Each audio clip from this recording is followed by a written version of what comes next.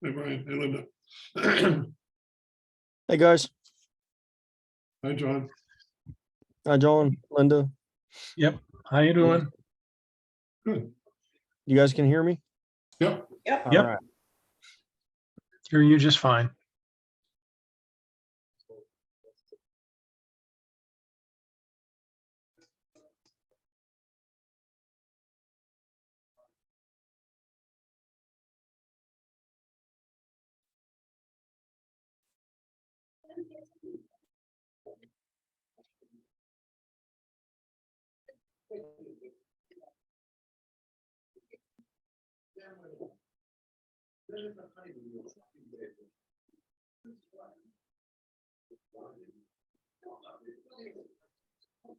Hey, Beth.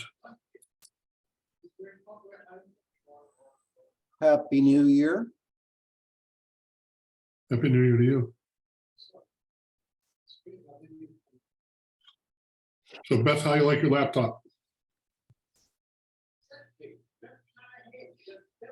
You're muted, Beth. Sorry. I like it. I wish it had a bigger hard drive. Yeah.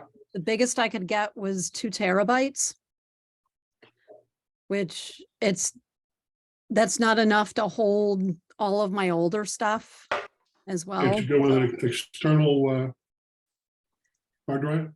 Yeah, I've got a bunch of externals, but it's just going to make it more difficult with things like Backblaze and backing things Yeah. up. But Yeah. I'm probably going to end up with like the same files in about 5 different places and then trying to make sure that stuff is still current. But I'd rather have extras of stuff than not everything.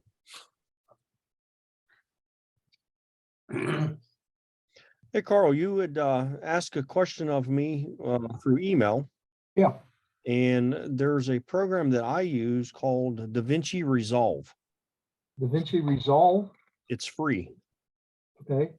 That's what makes it really good. And it's an extremely good editing program. Good. Okay. Occasionally I have to pull a frame out of the video and just work with it singly until I can figure out what's going on. Yeah. And there's Little- there is lots of YouTube videos out there of how to use it and all that kind of stuff. So it's there's a lot of information on there how to make it work. Okay, thank you. You just saved me a whole hell of a lot of money. Yep. Yeah, I was using Adobe Premiere Pro, Mhm. but that's paid or part of a subscription. And I tried the Mac version of the stuff. Again, that's a paid thing, $200 and some, where DaVinci Resolve is free. And it's extremely powerful. Okay, thank you. Thank you. Yep. General question to the group. Does anybody have an old Mac G4 laying around that they want to get rid of? No. Okay.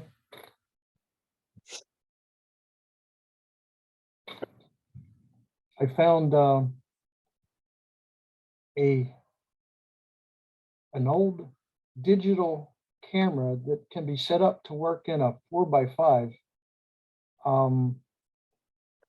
I got 2 of them for $50. It's out of sight, but I need an old Mac to run the software.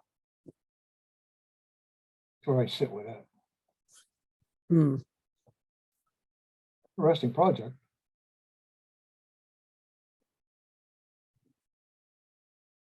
It's probably easier to try to update the software than it is to find an old G4. Already looked into it. It's gone.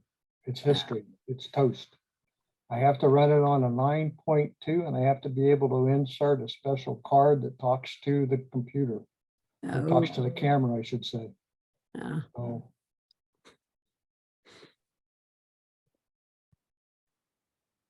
shall see what we shall see. Or not. Or not. Oh.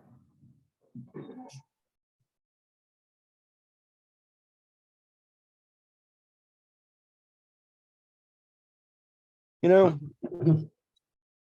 I was attempting to print something and I am so sick and tired of printers not working the way they're supposed to. I'm gonna fix that problem very shortly. Hey, I just The lost my sledgehammer? 24-inch printer for a couple hours this afternoon. Yeah, I got just a cheap desk printer that should work like flawlessly with no, all I want it to do is print black and white paper. And it prints black and white in shades of pink with no definition of anything. Oh, cool. So uh, Sounds like a clogged That's head. neat. what I have, yeah, what I have to do is, but it's every time I use it. So if I don't, if I sit here tonight and clean the heads on it like 7 times, it'll start printing. And then I let it sit for 2 days and try to print something. I got to do the same process again. I got to clean the heads like 7 times to get it to print. And it's Is it an driving me Epson? insane. I'm Have going you to fix it. replacing the head? Hmm? Have you tried replacing the print head? The thing's not even a year old. The Well, I printer's not asked a you. year old. What's the Inkjet. brand? I'm going to fix it. I'm going to use a sledgehammer on it, and then I know what'll be the problem. And then after that, I'll go buy Office myself Space style. Yeah, that's it. Yes. And then after that, I'll go buy myself a laser printer and eliminate the inkjet bullshit. True too. Brian, what's the brand name of that printer you're talking about? I think it's an Epson. Yeah, it's an Epson. Epson's clog, like, Yeah. Yeah, I had heard hourly. that. I mean, it Yeah. clogs into, and it's not like a major photo printer or anything like that. It's just a basic printer for on your desk. Yeah, they're cheap ones. Drives me- You don't print on them every day, they will just clog up and ruin. Yeah, well, we're gonna Yeah. fix that. I know exactly what the problem will be very shortly. Little brother. My stepdad taught me that many years ago. We was working on a car and we couldn't figure out the problem, and we'd worked on it for 2 months, having issues and no one could figure it out. So one day we went down and it was giving us trouble, and he pulled it in on our rack, drained all the oil out of it, started it up and backed it outside and put a brick on a gas pedal. And when it blew up, he said, "Now I know exactly what's wrong with that car." And we took it into the junkyard and dropped it off, and that was it. But that's what he did with it. He literally blew it up, and then he knew exactly what was wrong with it. So anyhow, all right. So last night we had our planning meeting. So our guys got together. Jim, I want to commend you and thank you for all the work that you did as far as putting together the what was it, 48 pages? I forget how many pages it was. Documents, handouts that kept us on track and moving in a straight direction and getting stuff done. So I want to commend you and thank you in front of the whole group. I appreciate it very much. It made the typical 3 days and 8-hour days of trying to plan the meeting. We was able to do all the planning in 4 hours. So thank you, Jim. Well, thanks, Brian, and I'll thank you for being the official timekeeper as well. We did. We put time limits on our discussions and kept things moving, and it worked well. So after 20 years of trying to figure out how to do this, we're starting to figure it out. So but thank you, Jim. I do appreciate it. I don't think I got to tell you last night or forgot to tell you or whatever, but No I problem. appreciate everything you did. It was very good. Well, it worked well enough that I didn't have to bring my whip out, so that's good. Yep. With that being said, as part of the business, I don't have a lot of business for us this evening.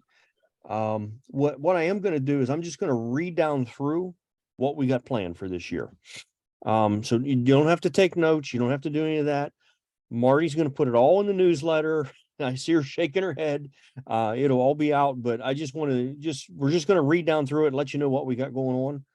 I think we got a pretty cool year planned out again. We got several things going on. We're going to have some Zoom meetings like this. We are planning on meeting a couple times face to face this year. I think we need to get back to a little bit of that. part of our discussion was, we're planning our meetings and hoping that, there is less, YouTube watching, and more us talking, instead of us just showing a YouTube video, as part of the teaching. We're gonna try to get away from that. We'll reference YouTube, or we may show clips from YouTube, but we're not gonna sit y'all down for a 2-hour meeting and watch an hour's worth of YouTube videos, because y'all can do that on your own. We'll give you a link. But anyhow, so this month, of course, we did our planning yesterday, and it didn't give us a lot of time to plan for a meeting. But what we're going to do is we're going to do some critiquing tonight. Margie was going to do that. She called me a little while ago. She's had a very rough day of trying to get things done. Some stuff didn't go the way she expected, so she's not going to be on this evening. So I'm going to take care of that for her. I told her she owes me a donut for the deal. From the pie shop. It has to come from the pie shop though. And y'all know she's having some surgery or something coming up, I believe tomorrow, from what I understand. What is she having done? I never got that answered. She's having foot surgery of some sort. Okay, so she's going to be laid up for a little while. So keep her in your thoughts, and maybe send her an email or a card or something in the mail to wish her well as she's getting recovering from her surgery. But anyhow, January we're doing critiquing. February we're going to do post processing workflow. So there's a couple of us going to do that. We're going to show you what we do from beginning to end as a post processing. Once we've taken a picture, that was one of the things on the survey. And those of you that answered the survey, thank you. I appreciate it. It helped out. March, we're going to talk about focus stacking and how that works and how we do it, both in camera, how we do it with our camera, and how we do it with our digital processing. April, spotlight on a famous photographer, and Rob has graciously agreed to do that. So thank you, Rob.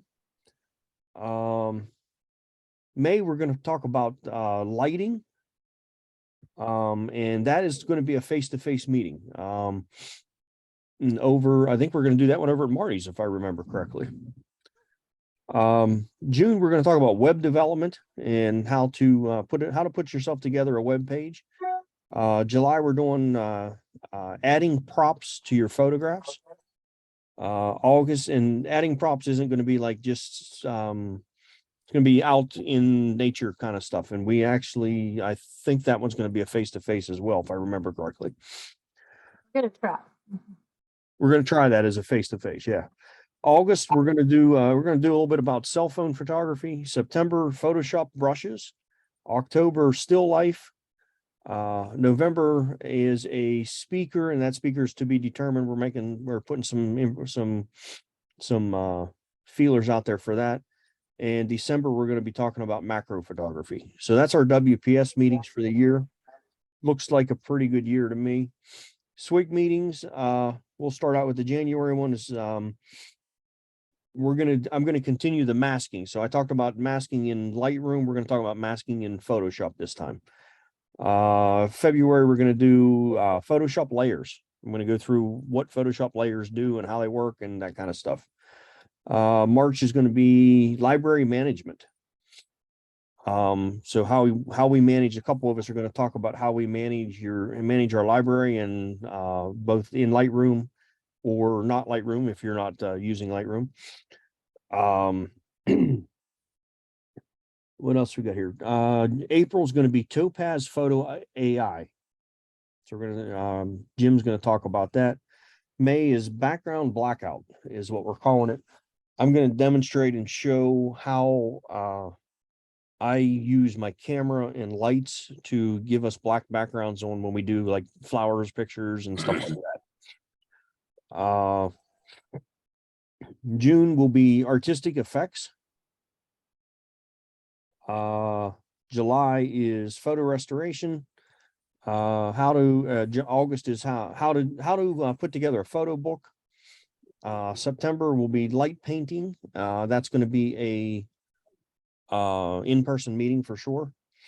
If it's a bad day, it'll be at Marty's house. If it's a good day, we might be outside. That was September. October, Photoshop filters. November is another round of Edit Palooza, which I think we had a lot of fun with that one when we did that. So Beth will be putting us through our paces with editing. And December is going to be color grading. We're going to talk about color grading your photographs. All right, photo walks. We had already made this one up. Phipps is the January photo walk, January 22nd at 9:30. That one you can write down. Where's it at? Phipps, January 22nd at 9:30. We'll meet there. You do know that if you're going, you have to buy tickets, because it is still timed tickets that you No. need to purchase. According to their website, as of yesterday, it was time tickets still. No, it is. Or has that changed, Dennis? Maybe I read it wrong. I don't think that's changed. I think Okay. they're just a lot more lenient. Okay. All right. February, our photo walk will be February 11th. We're going to the National Aviary. Something that came up on the survey. March is, I don't have a date yet for this, but our plan is to go to the Crescent State Prison. In March, that'll be, we have to make some inquiries and stuff like that as to dates and times, but that will be our March walk. April is going to be Hospitality Spring Farm. And again, that will be we'll announce the date for that. I don't know when it's going to be. We have to make some inquiries with that farm so that we can go. It's a farm that does tours and stuff and allows us to do that. Everyone kind of liked the farm tour that the last one we did. May, we're going to do a walk through Somerset. Somerset courthouse and buildings and stuff like that. Walk through the town. I don't know if we'll be able to get into the courthouse, but that will be May 7th. June is Pittsburgh Botanical Gardens. July is McConnell's Mills. And the dates and times of this will be in the newsletter, so I'm not going to read all of them here. August, it will be the National Pike Steam and Gas Show. September will be Frick House or Frick Museum or something down in Pittsburgh. Frick, I forget what they name it. I think it's Frick Mansion is what it is, but Frick Museum, I think, is what it's called. October is the Pittsburgh Zoo. In November, we're going to do a walk through Mexican War Streets in Randyland and that area up in Pittsburgh. And in December, we're going to be doing the Market Square Christmas stuff in December. Market Square, PPG, around a little bit around downtown, that kind of thing. And Margie will go with us, but she'll sit in Starbucks next to the fire and wait for us to be done. We scheduled up 2 picnics. We have one, we're going to go to Mingo Creek Park or Mingo Creek State Park or Mingo Creek Park, whatever it is, for a picnic. That'll be May 20th.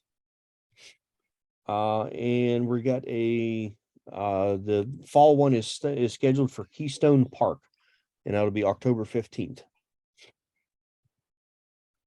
We are going to plan a couple other things. We're going to do a Milky Way photography. We're going to attempt that again this year, weather permitting and clouds and all that kind of stuff. There was some expressed interest to go up to photograph the elks in Elk County. So we're gonna try to plan that. That'll be based on time and when's the best time to go there, which is typically, I believe, later in the summer and fall, early fall. So that'll be later this year. And then of course there'll be a few other things here and there that'll pop up.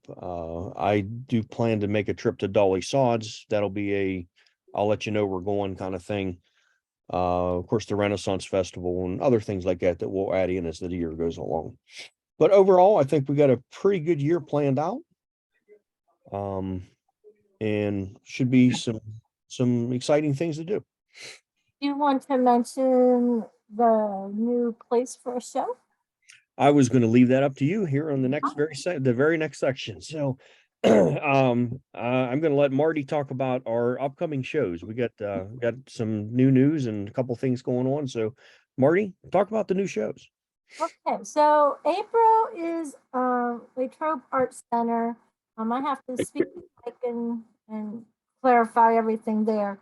But we picked up another place. It's called Brushes and Beans, and it's in Murraysville. And it doesn't cost us anything. And it hangs for 2 months. And their commission is only 16%. So it's a win-win there. And then we have Feathers in November. And again, I'm having a problem getting a hold of her. So I'm planning on just stopping in. So we have like 3 shows planned for this year. If you know of anywhere else, let me know. And we'll try to get in there. I'm trying to get back at the Greensburg Arts Center for next year. I have not heard anything back from them yet as well. But they're So, playing tonight, so I probably will hear something tomorrow. all right, Marty, thank you. So we got 3 shows for the year. That's pretty nice. The photo show there at Brushes and Beans is September and October, and Feathers is in November.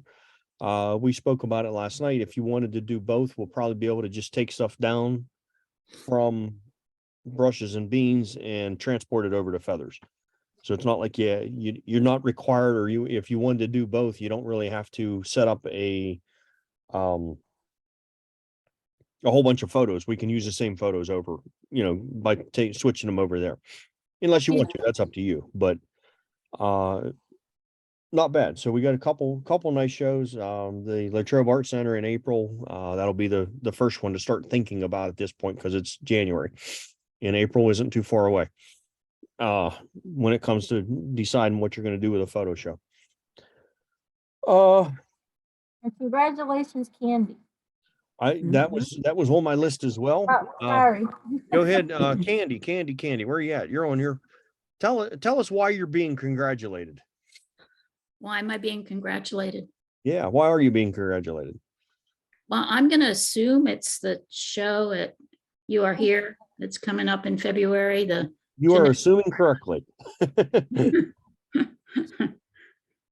I've been in a number of their juried shows throughout the last couple of years, and they decided to put this show together, and they asked me if I wanted to show pictures of Jeanette. So I've been walking around Jeanette a lot, taking pictures. Cool. Congratulations. Very And then cool. we're doing poetry to go along with it. And I do write poems, so I'm doing part of that too. So Candy, I have a question for you regarding the poetry aspect of this. There was some adjective ahead of it, and I didn't have an opportunity to look it up. Ekphrastic. It's writing poetry in response to art. So the poets have been given a sampling of the pictures that are going to be in the show, the photos, and then they're writing a poem that's inspired by one or more of the pictures. Oh, okay, thank you. Okay. Good. Candy, is that the famous cat that's in Which your famous photos? Huh? Which famous cat? No, I have no cats in this one. No. Is that the that was on your lap and all that? The cat Oh, that yeah. goes- Well, no, it's a different cat. Oh, okay. It's not the one that won the prize. Okay. We don't Alright. have that one anymore. Okay. Mhm. But I do have pictures of this one that will be in shows. So Okay. she's very photogenic. Maybe we could borrow her. Yeah, I don't think so. All right. Well, congratulations, Candy. Thanks. And I did see that on, it's posted on Reddit. Yeah, I put it up just kind of to help You Are Here get some more publicity, and it's another opportunity. They do juried shows several times a year, so it's I think Beth, you posted the Chasing the Sun Yeah, is their Yep. next show coming up, so. yeah, they It's- just put it's- out the call for artists a couple days ago, I think. Yeah, yeah, it's just a nice little gallery, and I mean, Mhm. they're trying to help Jeanette revitalize, so, more power to them. Yep. All right. So, like I said, that information, she did post it on, Reddit, and it'll be, and I'm sure Marty will be putting that in the newsletter. If you want to go down and check out the show, when it's available, go check it out. All right. Send me samples of your work and I'll put it in the newsletter. Did you hear that, Candy? I can send you something. Okay. That'd be great. Okay. All right. Any, questions or comments so far? Nope. Okay. All right. So our meeting, like I said, for our meeting tonight, we're gonna critique. So we're gonna go look at, pictures that we have on Reddit and go Okay. kind of go Can back I- through that. Yes, can I yes. break- go. I have one question. I don't know if my audio has been working. Can you hear me all right? We can, yes. I can. Okay, that's it. Thanks. Okay. Audio check. 1, 2. Okay. Good deal. All right. Let me go over to my page here and get that pulled up. I was working on some stuff today. Hey, Brian, Yeah. as you're getting set up to do that, one of the discussions we had at the officers meeting was to increase our focus this year on conducting photo critiques. So I think you'll begin to see more of those during, particularly I think the monthly meetings. But the other subject that came up is those of you who browse through Reddit every once in a while, and if you don't, you should. But every so often, one of our members, several of our members, will post a photo where the flare is critique. And what that means is they're requesting a critique from their fellow members. And club-wide, we've been kind of lax in responding to the member request for comments, or critiques, I should say, on their photos. So everybody would appreciate it if someone posts a photo requesting a critique. Please, regardless of how you think your personal ability is or inability to critique a photo, take a look at it, and I'm sure something comes to your mind when you look at the photo. And it could be good or bad, but by all means, begin speaking up. One of the other things that I want to bring up about critiquing is, and we've talked about this until I'm blue in the face, but I'm going to say it again. Critiquing isn't always about saying, I like that, or that was really good, or it's blown out. It's also about helping the photographer learn how to fix that as well. So if you're saying, hey, that sky's blown out, also give a little suggestion as to what might have helped to fix that, or, or why you would suggest to crop it this direction. Don't just say, crop off the left. Why?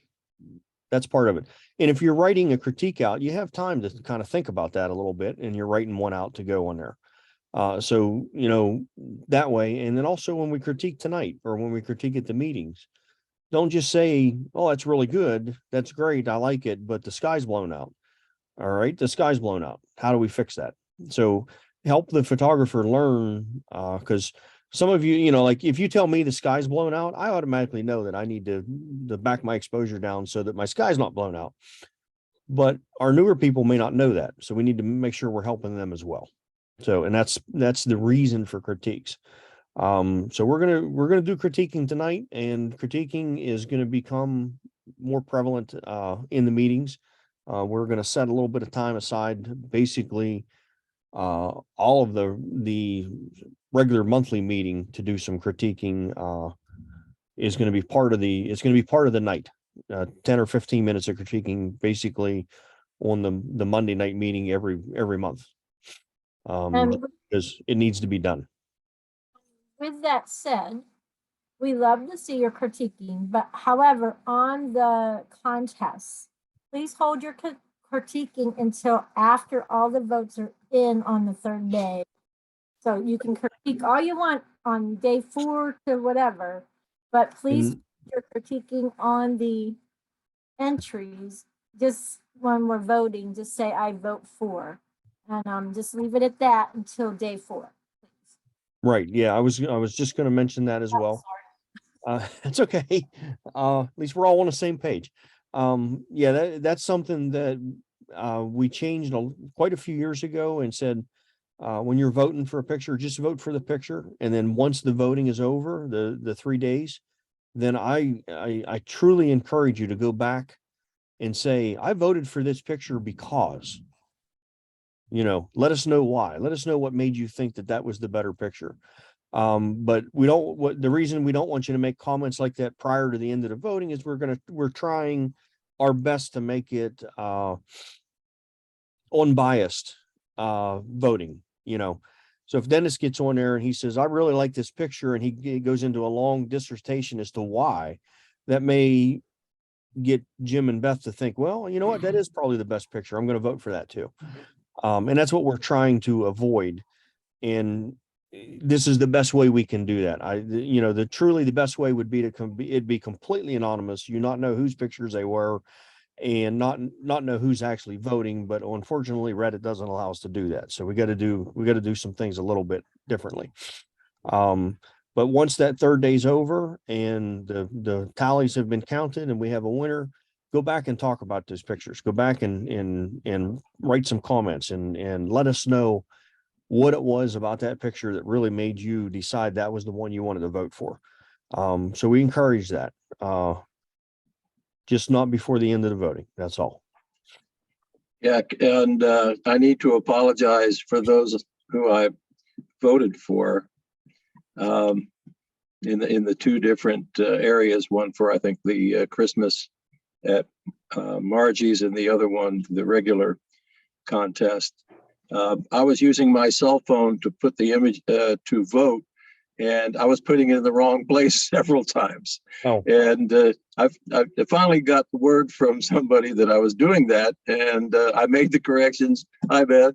And so when I went down to the Windows system, I figured out how to do it properly. Okay, so I apologize. No problem. I don't think I don't think there's anything else that we talked about as far as that goes. I do want to ask Brian? yeah. On the subject of the photo critique and the contest, and oh my God, I just had a brain fart. I forgot what I was going to say. Oh, I know what it was. I'm sorry. For the photo contest, even though you might not have submitted a photo for a particular month, all members are encouraged to still vote for the photos. There's no requirement that you had to submit a photo in order to vote for a photo. This is correct. And I'm probably the worst that there is at that.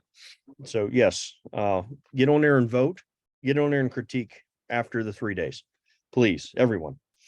And I'm going to do my best to do more of that myself, and also more participation in the actual contest too. I do want to ask this though, because we didn't talk about this last night at the planning meeting, because it's kind of slipped my mind. One of the things in the survey that y'all filled out was bring back the scavenger hunt. And I like the scavenger hunt. I'm a big fan of the scavenger hunt. And I think the one that we did, and I assume that the comment was for the one that we did, where we put out a list and then we had several months to do the scavenger hunt, not the ones that we did when we were at the strip district where you had 15 minutes to do it. So if you guys are interested in that, and we'll just go by a show of hands, or a yay or nay or whatever. If you guys are interested in doing something like that, I'm going to volunteer myself and Beth to put together a list. But we'll put together a scavenger hunt list, and it'll be extensive. It'll be 50, probably. I think we did 50 last time. Yeah, I Um, think so. yeah, and we'll do a, we'll post the photos on Reddit. We'll do the whole, you can vote on them, everything, but it'll be several months for you to actually get the scavenger hunt together. Probably 5 or 6 or 7 months to work on it. So it's not just something you can work on throughout the year a little bit. Is there interest in? Brian, you know, we're all going to wait till the last week. Well, I understand that, but yes, or the last day. I think Jim did them all 50 last time in one day. Well, Brian, I was gonna bring that up in case you didn't remember. It wasn't the last day necessarily, but it might have been close to the last day. Yeah, it And was it is close. Yeah. possible to take 50 photos in one day for 50 subjects that are on the list. Yeah. Yes, Jim did it. But anyhow, is there interest amongst you guys to do something like that again? Sounds like fun to me. I'm I'm retired. in. I have lots of time. Yes, Yeah, Yes. same here. All right. Okay, Beth and I will get together a list of 50 items. Some will be stuff that you can do in your house. Some will be stuff that you have to go outside to do. Some will be stuff around the area, that kind of stuff. And we'll get that. We should be able to get that out by February. I think that's within Yeah. reason, Beth, don't you think? Oh, yeah. And then we'll figure out how long you'll have and all that stuff. We'll have all the information by the February meeting for everybody.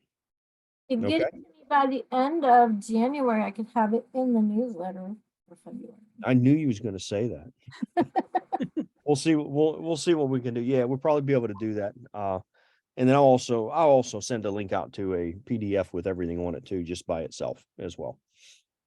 All right, guys. All right. So did you have calendar on your list to talk about? Oh no, I totally forgot about that. I did not. Okay.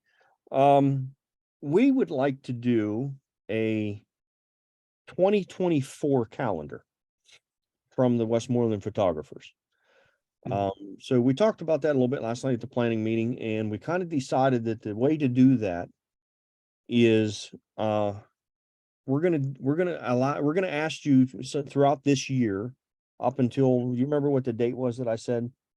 July. Yeah. Was it July? Submit in July. Submit, yes. We'll ask you to submit them in July. We're going to ask you to submit 2 photographs for the calendar. And then what we're going to do is when you submit them in July, we're going to submit them under a flare on Reddit. And once everything is submitted, we'll allow everyone to vote on those photographs, just like a photo contest.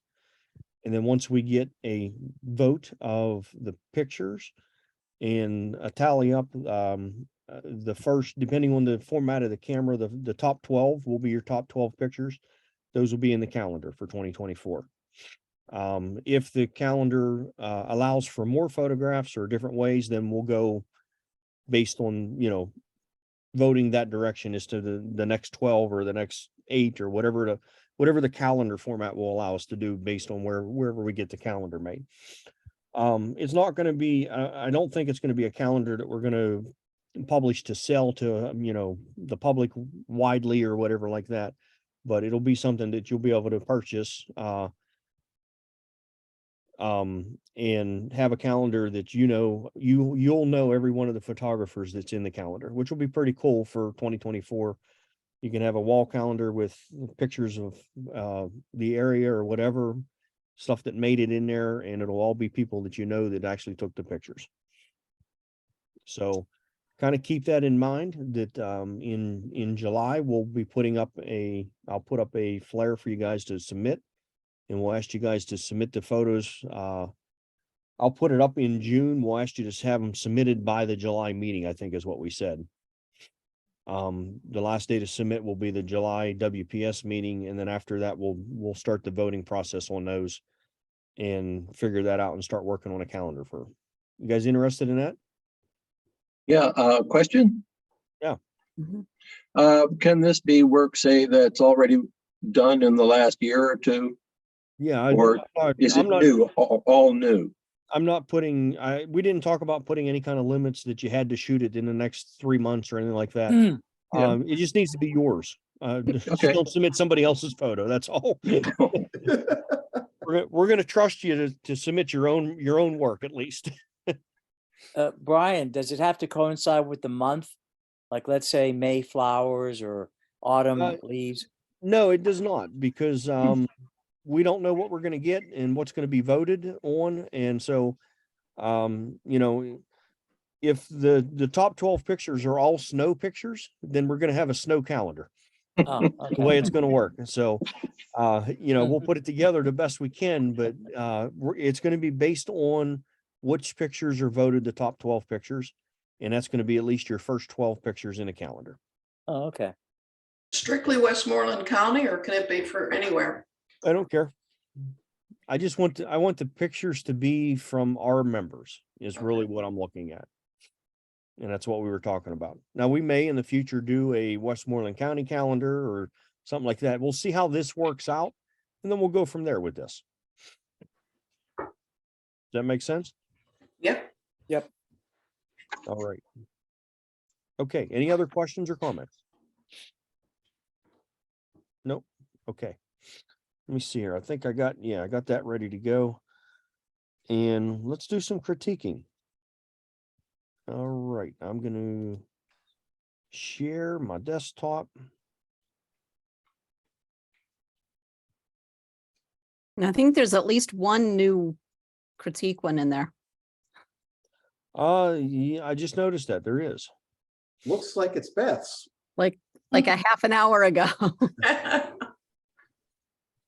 All right. So, and that's actually where we're going to start. I don't know where Margie left off or anything like that. So what I did was I pulled up the word, I did a search by critique. We're going to start right from the beginning and work our way down. I think we only got a few of these until we get into something that we've seen before. And then once we're done with these, we're going to move over to last month's photo contest and start with that. Oh, and by the way, guys, the photo contests are all, there'll be no issues this year as far as them being posted or the flares up. The flares are all already up for the whole year. And the voting forms are designed to submit on their own or publish on their own automatically each month. So that's all taken care of already. Okay, critique. Let's start with this one right here. I can go about that size. That's a little bit bigger than full size. How's that right there?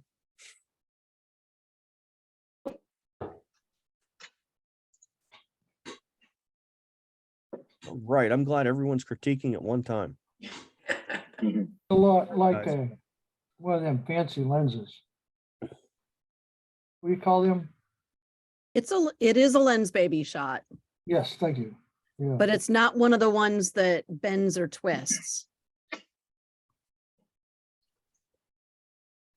I like the composition, and I like how you did the different background on it, so it's not just plain background. I like how you did the textured background. Mhm. Rustic. Mhm. Yeah. Burlap, isn't that the burlap texture? There's actually two textures that I added, Yeah. and they're both ones that I made myself. They're not, and this isn't on one. So it's not the Photoshop ones. Mhm.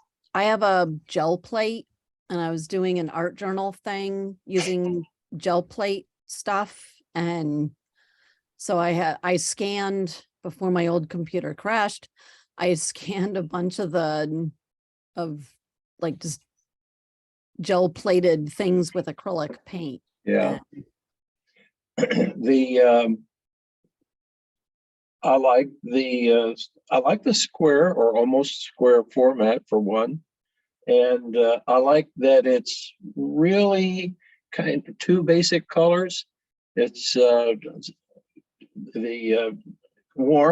very warm colors. I like the rustic look. I like the composition layout where each of them are good. I'm fine with it like it is. My question to you would be, are you okay with the one bud being out of focus or soft focus, in being in softer focus than the other two. Eh, Uh, that's the one Well- thing that I would change if I could, but okay. Well, the other thing I was seeing is the foreground, middle ground, background could be seen. And that is the most prominent one is the largest one in front. And then the next one on the left-hand side goes a little further out. And then the back, it goes out. So we do have sharpness. There is a place for the eye to rest on sharpness. It does have a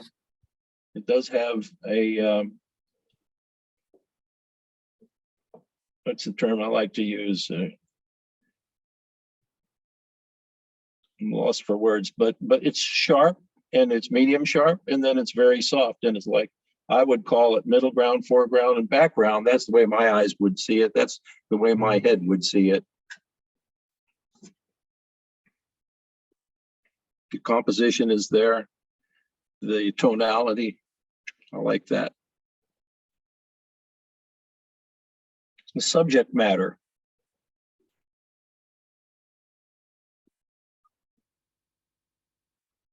All right. Anyone else? Yeah, Well, you Beth, know, I'll just commend you on the use of the textures. I think that really for a nice simple shot like this, I like the textured background. thanks. Beth, did you select the flower and then superimpose it on the background? No, No? all I did was, I don't even think I made any corrections really to the, or at least not major corrections to the exposure or like midtones or anything else. And then on one, you can just click over to extras Okay. and Okay. add in a texture. I see. Okay. And I did that. I did mask the texture away from the seed pods in some spots, but not everywhere. Mm. And I don't think I did that with both textures. I think I just did that with one of them. It's a nice, the background is really nice because it seems to kind of complement the petals and or whatever the plant is called. I like that brownish texture right there on the top, you know, kind of that leakage or whatever you want to call it and all that. It kind of adds a little bit of dimension to the photograph. you know, you might, the Rex's point, I think is well taken. There's 3 levels of focus. But I find that you have this lower right pod that's pretty much in focus. And then the one on the left is a little bit out and the one in the top is more out. You might accentuate those to be blurrier so that the one on the right is the dominant thing you look at. And then the one on the left is more out of focus. And then one in the back is kind of blurry. 2 cents worth. Because I think the stalk actually looks more out of focus than the back Yeah, seed pod too. yeah. Well, it could be that it's coming, they're leaning forward. Is And your camera at a slight down angle? trying to think, maybe a little bit. These were actually pretty tall, Mm-hmm. and I was not using a tripod. Mm-hmm. So, and I have no idea what they are either. Beth, did you want all of them to be in focus, or was it intentional to make the last one out of focus? I was going for at least having the one closest to me Okay. in focus. Mm-hmm. And I didn't want to stop down too much, so I knew that the rest would not be. Okay. But I wanted at least something kind of sharp. Mm-hmm. Mm-hmm. But I think I was at f4 and maybe a 60th, like an ISO of 200, something around those lines. And because it wasn't really super bright or anything, it had been raining. It's a nice effect, a little out of focus on the back. Thanks. Yep. The only I thing think that each of those pods has a different personality. And I like the sharper focus. And the one in the back is, you know, the shy one, so it's out of focus. Yeah. The only thing that bothers me with it is how the background seems to fade into the one that's all the way in the back, right in between the front one and the back one. Mm. I like and it's been mentioned, but I like the complementing colors. The green and the brown in the background goes perfectly with the brown in the foreground. Mhm. And I think it just really adds to the picture that everything kind of is the same type of toning, I should say. I guess I could say it that way. That was part of how I chose the textures that I chose too, Mm-hmm. because they had a similar feel, basically. Yeah. Yeah, Beth, the idea is really nice because the thing is that normally when we take a photograph of a plant, we see things in the background that could be distracting. With you putting this textured background, we focus on the three parts of the plant, which I think is very nice, rather than just taking a shot out of the field. And like I said, you see everything in the background, which will be blurry.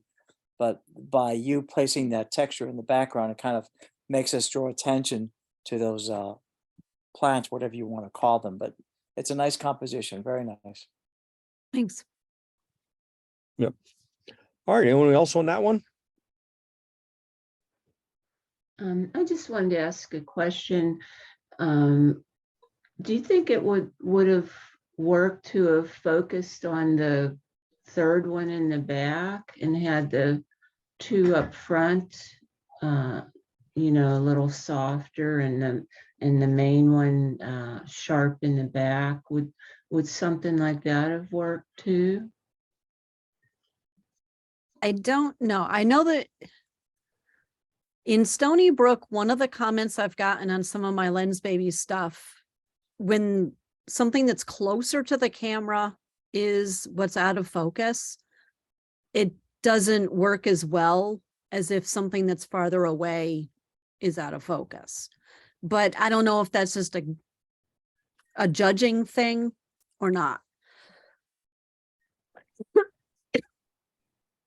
I can look at the pictures I took because there's probably one that is that way. Okay. So Yeah, it's just- Suzanne, my thoughts on your comment would be, or suggestion, question, whatever.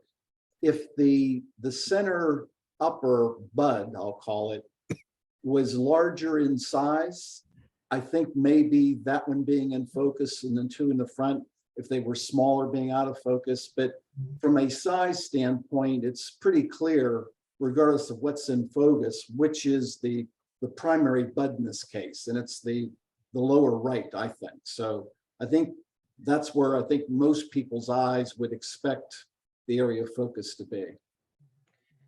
I was just going to say something very similar to that, Jim, that I think that if the one in the background was the one in focus and the two in the foreground were out of focus, I think our brain would tell us there's something wrong. Yeah. I think just in general, a lot of times you have to think about what makes the most sense to you when you take the picture, and what would make the most sense is that the thing closest to you would be the most dominant thing. Therefore the most in focus. And then as things get further away, if you're paying attention to the one in the front, the things further back become blurry, or not as dominant or pronounced. And I think if you focus this the other direction, you would have two out of focus blobs in the foreground, and your mind would be going, I don't know what to do. I was looking at this on my monitor, and it kind of took that with these old eyes to see it that way. But my eyes see the background as in focus, and I see the most foreground object as in focus, and the two objects between them slightly out of focus.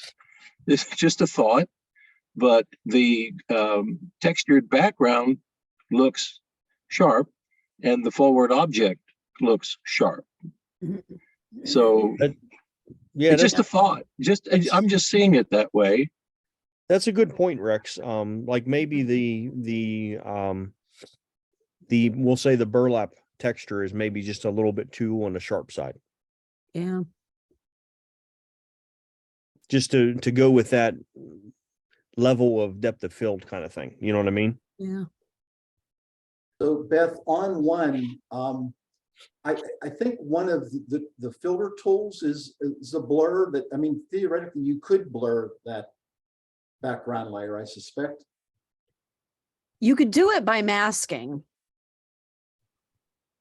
but it's not a separate layer to be able to just blur the whole layer. But couldn't you make a new layer? It's not, No. it doesn't really work the same way in on one. Ah. I mean, it does have layers and I could do it that way, Yeah. but the way that I did it was using the effects tab, which I don't think creates a separate layer for it. Hmm. But I know that there are tools that will affect just the texture that you add. I'll have to look and see if one of them is blur. Well, my bottom line is I like it. I like the creation of that texture. That's quite a piece of art itself.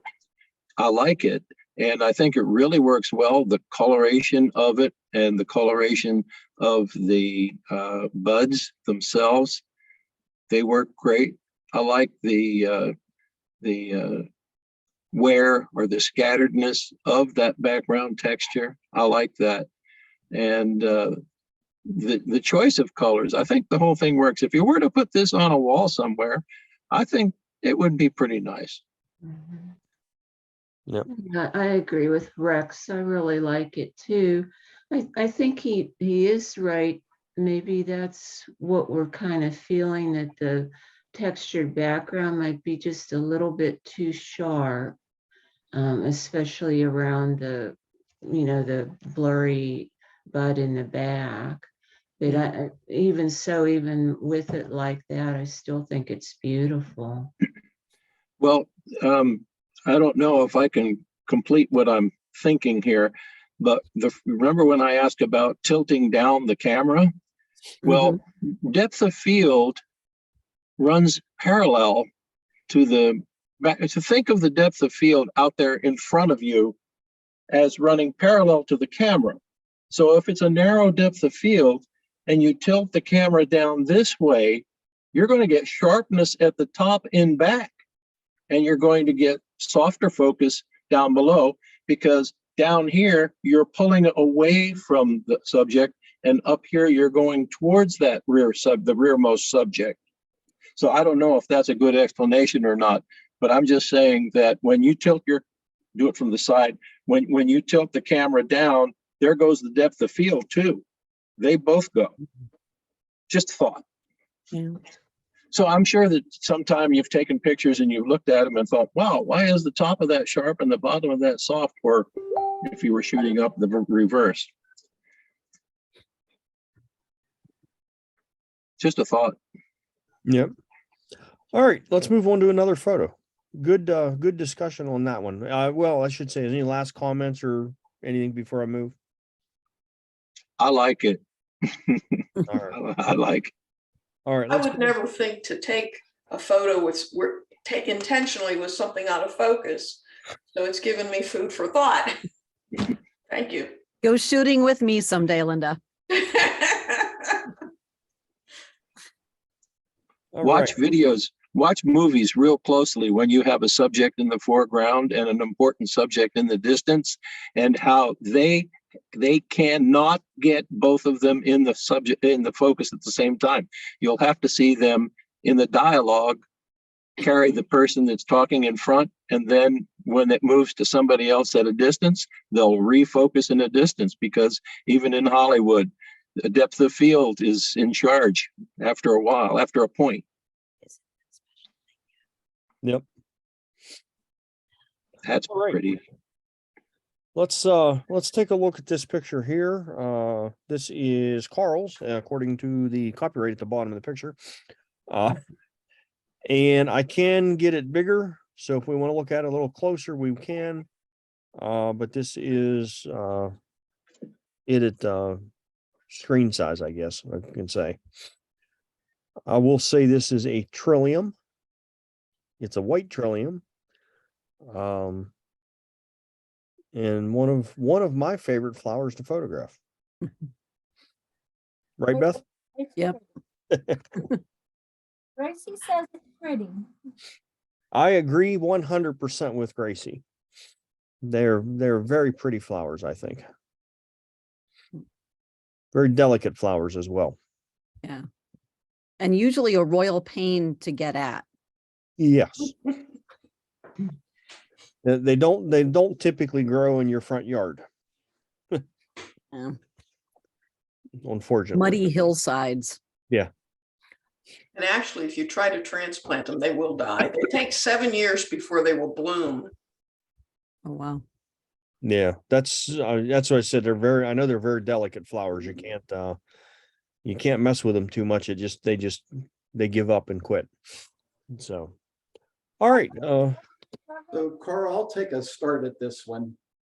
I'm impressed with, we just got done talking about the depth of field.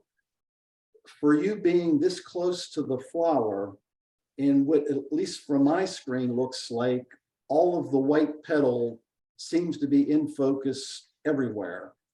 And obviously they don't have the same plane. So I commend you for that, and but also ask a question. Is this focus stacked? Oh, No? Okay, well, good job with that. I don't remember which lens I even had on. It wasn't the 180. I honestly don't recall. Okay, and then as far as a negative comment, if you will, I wish the trillium was turned just slightly, I'll say it towards me, where I could see a little bit more of the yellow, and I'm not sure it's stamen or pistils, but whatever those yellow things are. They're kind of hiding behind the edge of the one leaf there, and I think it would have been nicer to see a little bit more of that in the shot.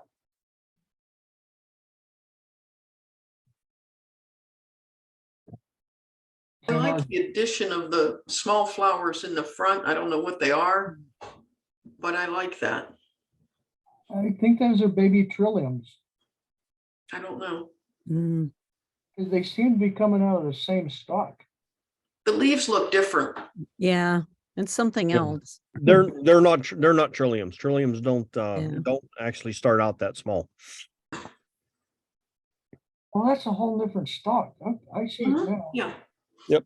I have no idea they were in the way.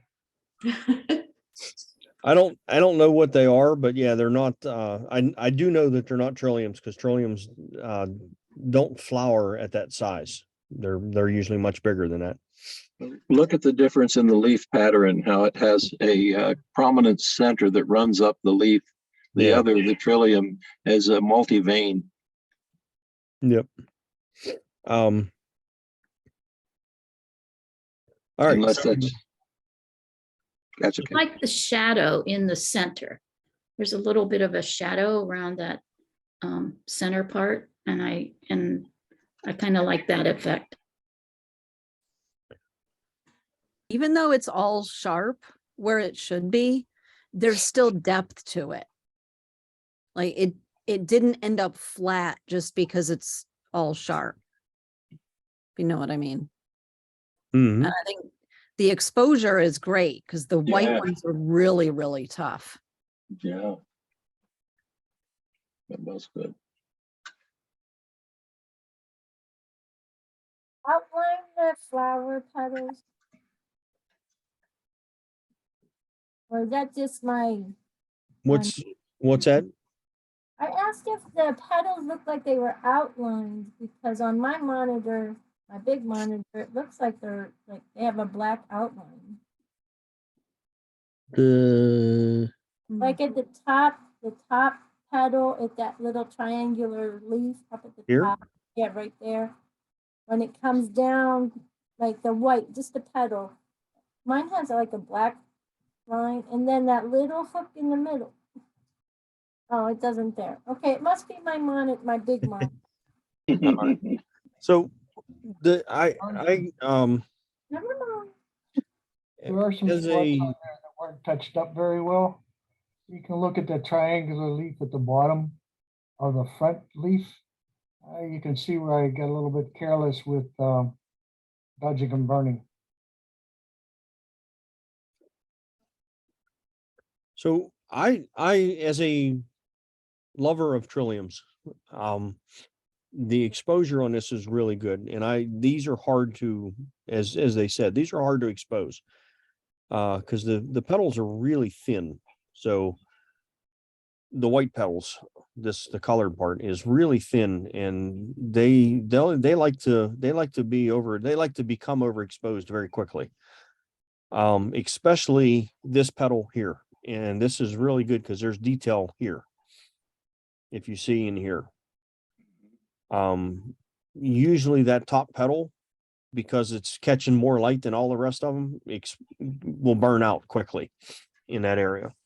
So very nicely done as far as the exposure goes. I like it.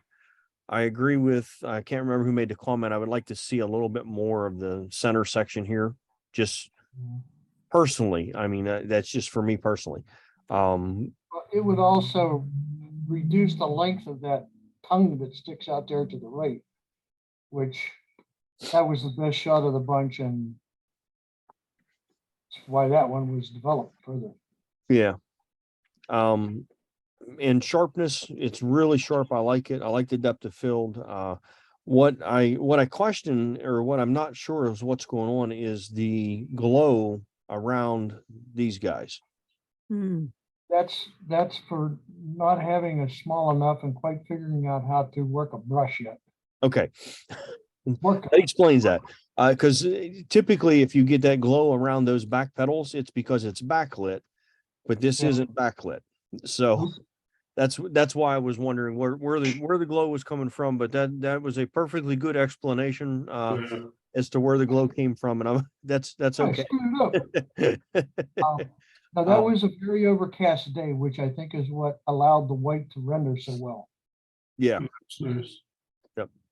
But very good, very nice. I like the composition of it. Like I said, I would like to see that little bit more in the center section there, but again, that's me. Well, if I can find that flower again. Okay, well, my 2 cents is I might have cropped it quite a bit tighter. I'd like to see that white fill the frame. I mean, I might even cut off the edge of the 3 petals.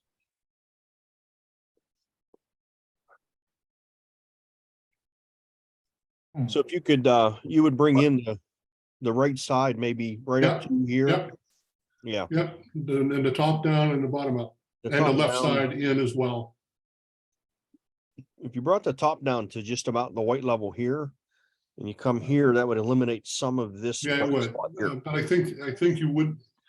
It's subjective. I think you could cut off the tops of the right hand side of the petals. Yeah. And just let it fill the frame.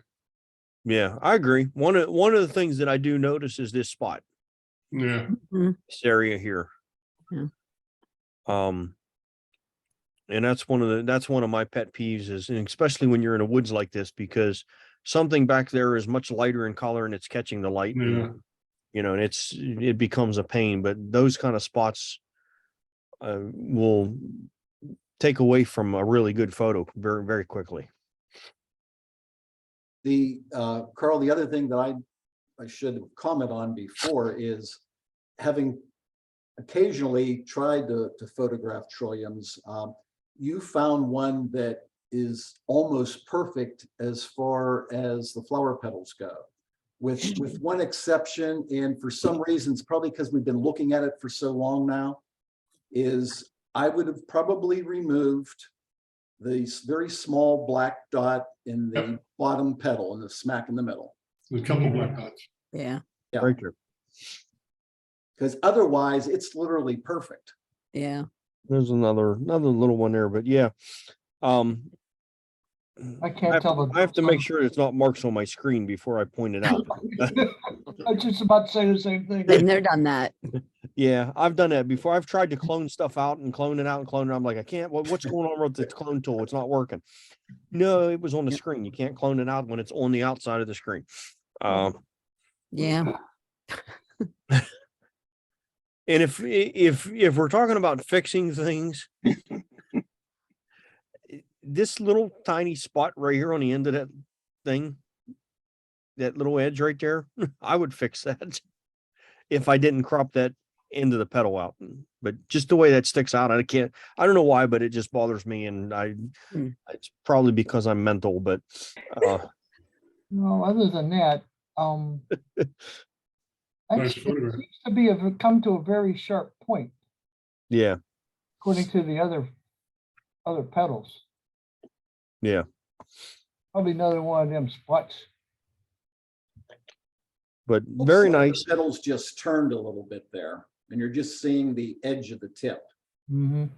Yeah. That's a possibility. Yeah, it's just like I said, I'm mental and that bothers me. So it is what it is. But very nice, Carl. Any other last comments before we move to another picture? Okay. Gracias, thank you. And I do want to say, we know this and was posted relatively recently. There's no comments on it. Carl's picture was posted 2 months ago. There's no comments on it. So you got some comments tonight. So I don't know if you'll get any written ones, but at least you got those ones. This one has 9 comments on it. So someone took a look at this, or some people went back and forth or whatever. Actually, let's just. We actually critiqued that one. So one of the things that Art did, and I like when this happens, is he posted his picture, and then once he posted his picture, he made his first comment. And the first comment was what his settings were. He did it with a Nikon D850, 1/250th of a second at f8 ISO 1600 with a 700 millimeter lens. It's actually a 500 with a 1.4 converter. Okay, so 700 millimeter length, but 500 with a 1.4 converter. So I like this because one of the questions a lot of people ask, and especially a lot of new people, is what was your settings? How did you do that? Well, what'd you do with your camera? Well, he made a comment and told us what he did. So great. And then there's some comments in there. We're not going to go through and read the comments, but you guys can do that on your own. But at least there was a little discussion on this picture, and that's what we're looking for in our pictures that are posted for critique. So Alan, we can was go that really tree- big and really close, but there we go. Go ahead, Jim. I'm Alan, sorry. Alan, I gotta ask, was that tree like across the lake that you used such a large telephoto for? Well, actually, I was out there to do pictures of ducks and geese, and I was just walking along the edge, and it caught me out of the corner of the eye. And I said, I got to figure out how to get a picture of this. And I was like 20 feet away from it. So Brian, you might not have been on the call. We actually, I think Marty just said this a little bit ago. I think we actually did have like a critique like this. Oh, we did? But I'm not sure Alan was on the call. I think that's right. Yeah. But Alan, the one thing, and I know, I like this photo. It's a shame, and it's nothing that you could have done about it. It's just a shame that that water drop wasn't on the foreground leaf, in my mind. Nothing you could have done about it. You know, I didn't even notice it till after I brought it home and put it on the computer. I think it's better on the back leaf. I think it works well on the back leaf right now because it gives your eyes something to do.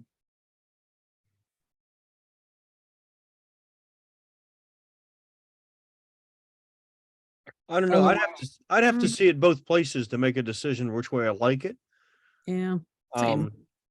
But I mean, since you guys critiqued it, we won't talk too much about it already. And there's some comments on it. But I like the picture too. I agree with you, Jim. I think it's pretty cool. I like the I like the water droplet. I think I'd like to see it out front as well, just because I think it would make it more prominent in the picture. But look at the depth of field in this guy, in this thing. It's focus, out of focus. Focus, out of focus. Depth of field at f8 with a 700 millimeter lens from 20 feet away, his depth of field is what, a quarter of an inch? I bet it's less than that. If that. So that's tough to do as far as just taking a picture with only that amount of depth of field and actually get the subject in focus. So good job there, Alan. Actually, that background is a sulfur creek. Is it? Okay. Hey, it works. All right. Well, since you guys say we've done this one in the past, I must have not been at the meeting or asleep or I don't know what. But Can I say one thing about it? Sure. I'm just writing it down. One of the things, of course, about creating something in art, regardless of what it is the controversy it creates. And I take a look at this one like this, and I think it's all good, and it does create controversy. By putting that drop where it is, created the controversy. That is what people are talking about. So it is both critiquing, and it's both something that was, now, when he created it, it may have been just natural the way it is. And yet looking at it in its finished form, it creates the controversy. There is something on one leaf that's not on the other. And where it is seems, and there's another thing that just came to mind called tension. And sometimes you'll have a couple of objects and one will have something the other doesn't have. And it causes what's called tension. So I see a couple of things, and I think I like it just like it is, because it does what it's supposed to do. It creates controversy.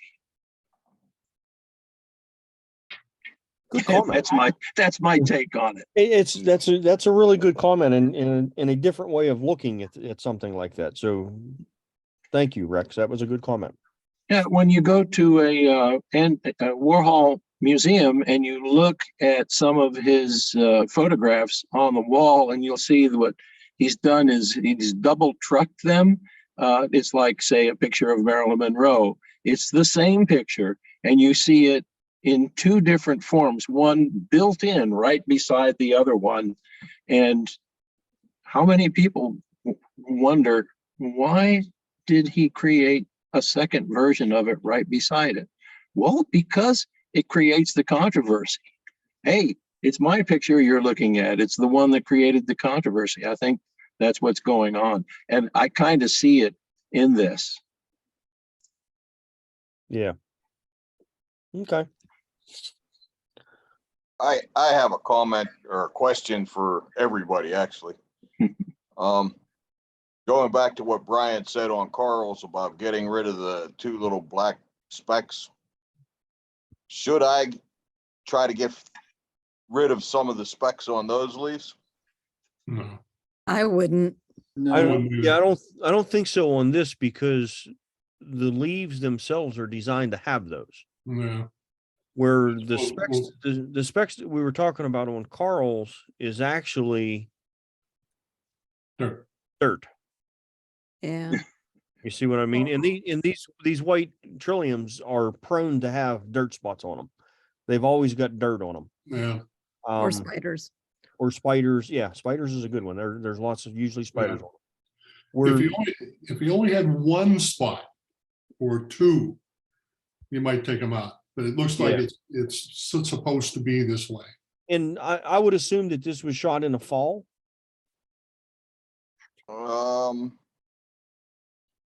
That was about in October, I guess.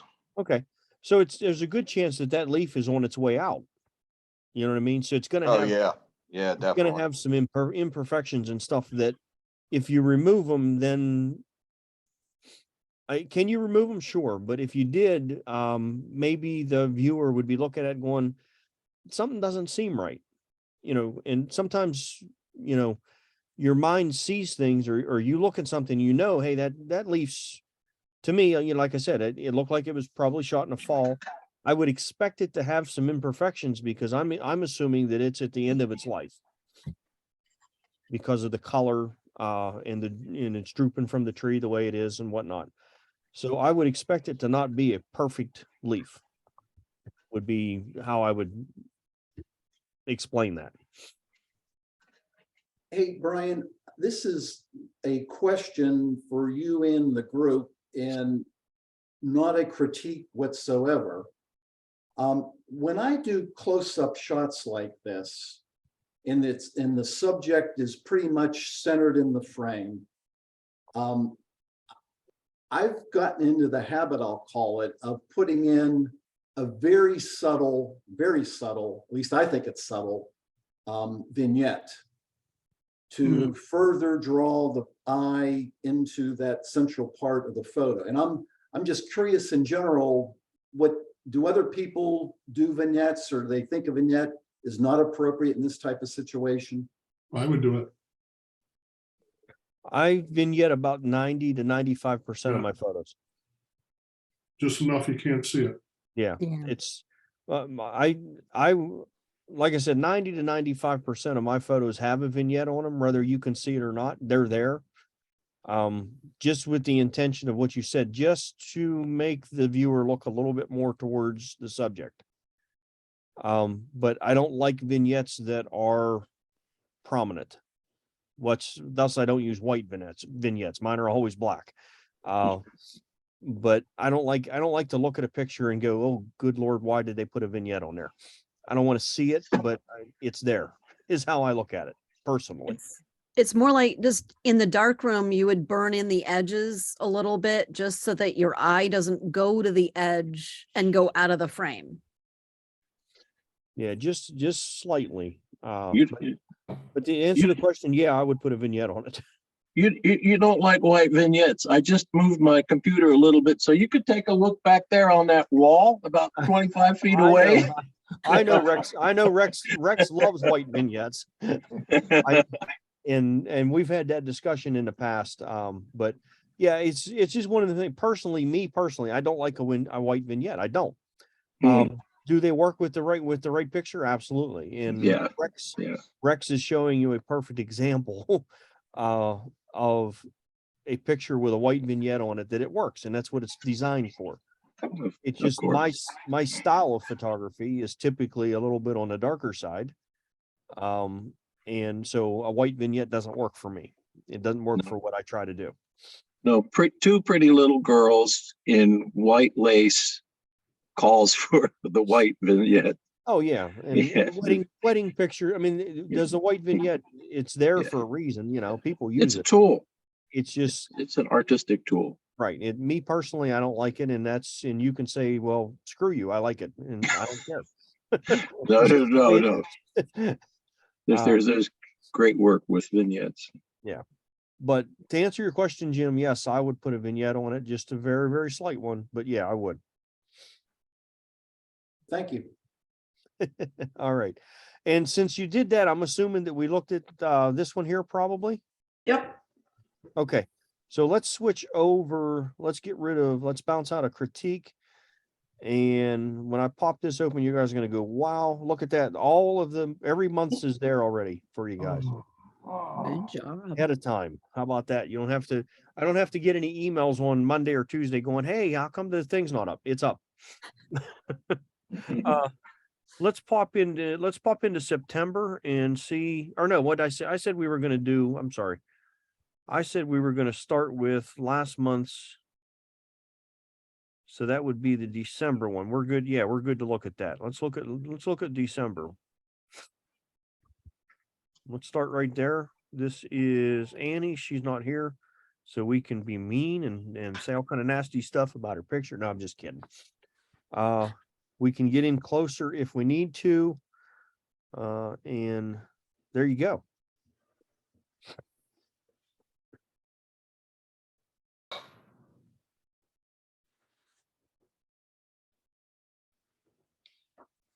Hey, Annie's not here. You can say what you want. Come on, guys. I'll speak first, just because no one else has said anything. And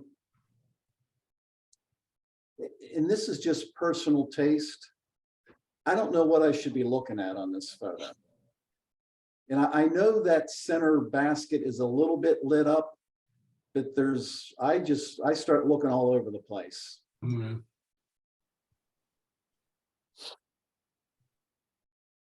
Okay. I'll speak now, I guess. This here, Yeah. I'm not sure if I'm looking through to another dimension. I don't know what's going on there. You know what I mean? It's a hole in the tree. I'm assuming it's a Christmas tree, but it's a hole in the Christmas tree that doesn't lead to anything, so it doesn't need to be there, and that bothers me. You guys all know that I'm picky about edges and backgrounds, and that one really does bother me. Well, there's something right to the left of the apple that appears to be confusing, if nothing else. I can't tell what it is. To the left of the apple, this here, No, a little further. here, Further. Yeah, yes. Oh, right the there. white, it Yeah. looks like popcorn. You look at the top of it, it doesn't look a lot like popcorn. It's got No, gold leaf on it. that's a light tube. This white thing, this whole white thing. Yeah, I don't know what that is. I don't know. I agree, though. I don't know what it is. And Jim, Jim, I'm kind of with you. I'm not sure what particular thing I'm looking at. Am I supposed to look at the light? Am I supposed to look at the basket? Am I supposed to look here? I don't know what to look at. So the question becomes is what's the subject? If the subject is Christmas decorations, we kind of got that, but what is the subject of the picture? I don't know. It's a little bit harder for me to tell.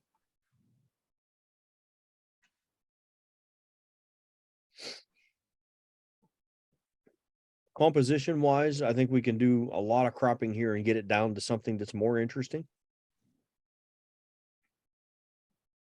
I think a macro shot just on the basket would be interesting, because even the little piece of twine that's holding it up is kind of cool looking. I don't think you can get that without this corner. Oh, you can't see my mouse. The corner of the white blob just to the left of it. There. Yeah. Yeah. You can't make it easy crop. If we crop in close to the basket, then yeah, we're gonna catch maybe a little bit of that, but then we can grab some stuff from up here and put over top of that and get rid of that a little bit. But yeah, I don't know. I'm not sure what to do with it or where to look at it and that kind Would of stuff. do that as a cut and paste? Or how would you grab some stuff and move it down there? Oh, we can clone some stuff in there. We can do a selection and maybe change the direction of it and lay it on top of there. There's bunches of ways to do that. We could cut this section out, copy it, rotate it, drop it in over top of here just to get rid of some of this and then make our crop into our basket.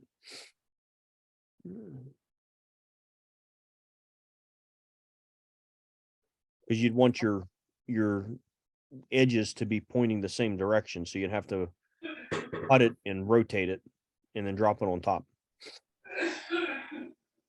Learn something every day.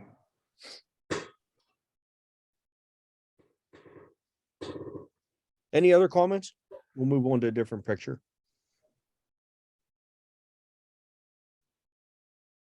All right. Here's another Annie picture. Let's take a look at this. We can go in closer.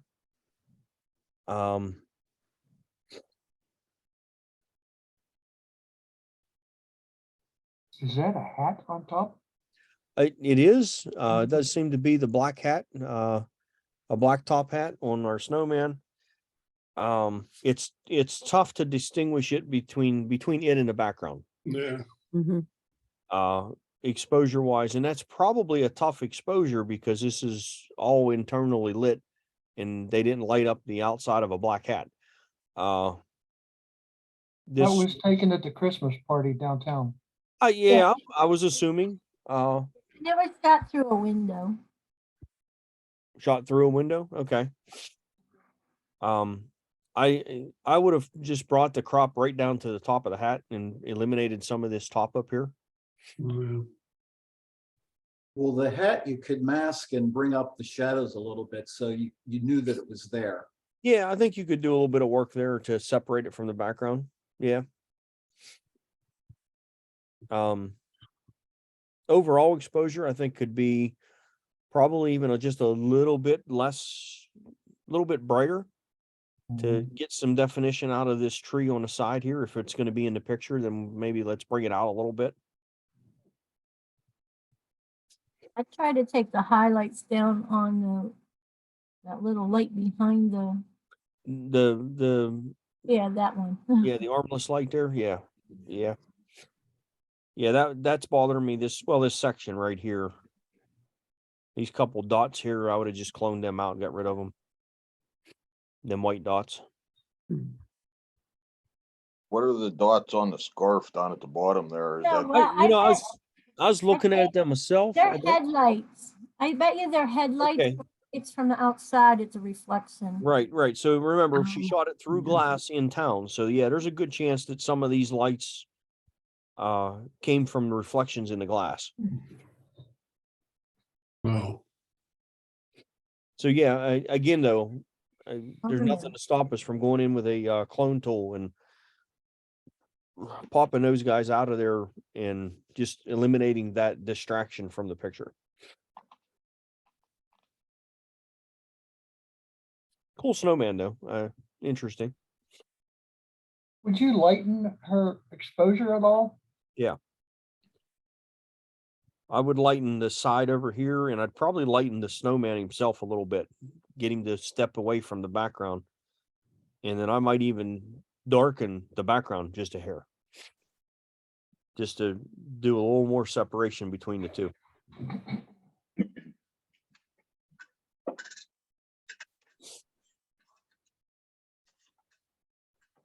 One's Annie's too. Here's another Annie picture. We're just going down the line. I'm not discriminating against anybody tonight. Closer. Ooh. Oh, some windows there. Yeah, look at There's that. some reflections in there. There's Annie taking the picture. All right. This is the one that I voted for. And I did because I like the overall, like there's extra sparkle from the stuff in the background, and it just, I don't know, it caught my eye and just said something about the sparkliness of the season kind of thing. Of the three that we've looked at so far, if those were my three to vote for, this would have been my vote. This, at least to me, has a subject and a direction and less distractions. It makes a little bit more sense to me personally. yeah, it says It has a- Christmas. Right. Yeah. It has good tonality and it's well centered, the Christmas ornaments. The only thing I would probably do is maybe crop the bottom out. I mean, that section, there's like a little triangle, which I'm not sure what it is. Down at this the here? bottom. Yeah, right there. Yeah, so that's the back side of the bow. That's the Yeah. bottom of the bow coming down, because there's the other half of it too. Yeah. I would Um, just probably crop that. Yeah, you probably could take some of the bottom of that off of there, and I would get rid of some of the brightness here. Up in the right-hand corner, those two lines kind of just distract a little bit. I like the fact that it's on just a little bit of an angle as well. It's not straight up and down in the picture. I like the reflections in the balls because it draws your eye right to it. Right. And I like the fact that everyone has said, well, not everyone, but most of the people that have commented says it tells you that it's Christmas, yet there's no red or green. And that's telling you a story because, you know, you don't have to be red and green to be Christmas. Which I like that. I like the fact that y'all picked that up and said, well, yeah, it tells me that it's Christmas, but yet there's no red or green in it at all, which I like.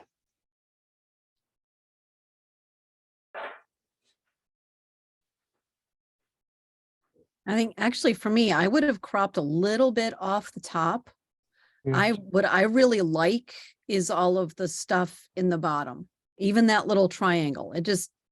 It still works for me because the triangle points up to the subject.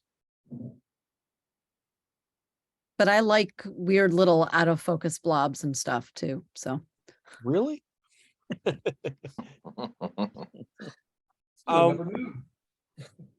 I kind of, yeah, I could see a tighter crop on the top and leaving the triangles there. I can see that. I think that all these little bright dots, and as much as I hate little bright dots, work well with this picture. I think they complement the picture well as far as the rest of this little bit of brightness here and there, and the brightness in the sky, reflection and stuff like that. I think that all kind of works good together. I think it balances it. Yeah. Little dots are like color coordinated with the reflections in the ball. So Yeah. Mhm. Yeah. Yeah, they work well with the picture itself. and again, I think she shot this through a window as well. So Yep. All right. Any other comments?